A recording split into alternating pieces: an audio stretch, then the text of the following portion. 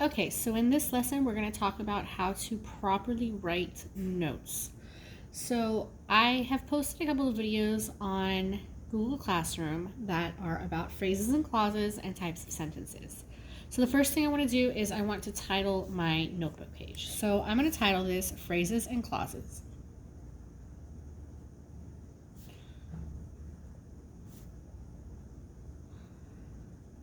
Okay, now that I have that, I'm going to go ahead and start watching my videos.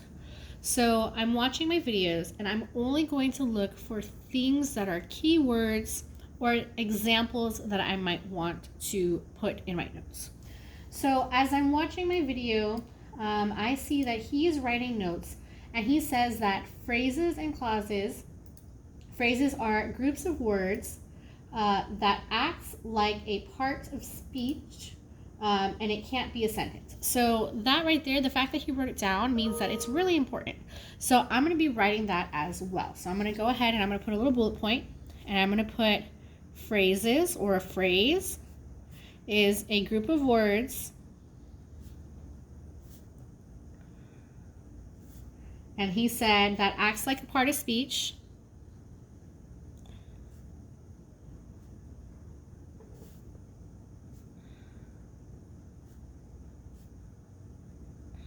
And then he also said it can't be a sentence.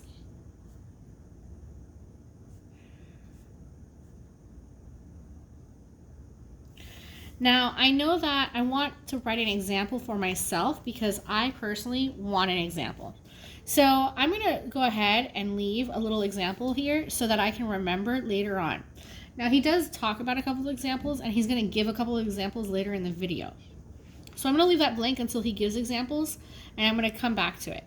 So now I'm going to wait for him to give the next definition. So the next word that I see that he's defining is a clause. Well, actually, he puts my best friend as an example. So my best friend is an example of a phrase.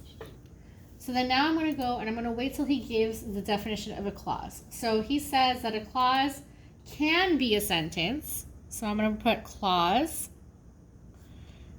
can, and I'm going to underline can because they said that that was important, that sometimes it wasn't always a sentence. So can be a sentence. Has a subject and a verb. And let's say I didn't know what subject was, then that means I need to go figure out what a subject is. So a subject is a noun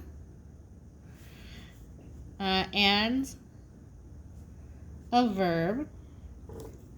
And then he also stated that it can be dependent, which is not a sentence.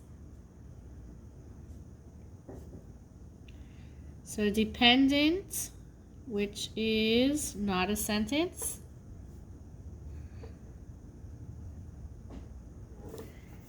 And he also said that it can be independent or a full sentence. So can be independent or a full sentence. Now you can choose to write it this way, or you can put independent and dependent separately. You'll notice that in my digital notes, I chose to put it separately. But here I chose to put it like this, and I just underlined dependent and independent so that they'll stand out better. So now I'm going to write an example because, again, I want an example. So I need an example of a dependent clause, so I'll put dependent, and then I'll make my example, and then independent, and I'll write my example. So an example that he gave of an independent clause, if I see here, deadly weeks. The falcon soared majestically was independent. So the falcon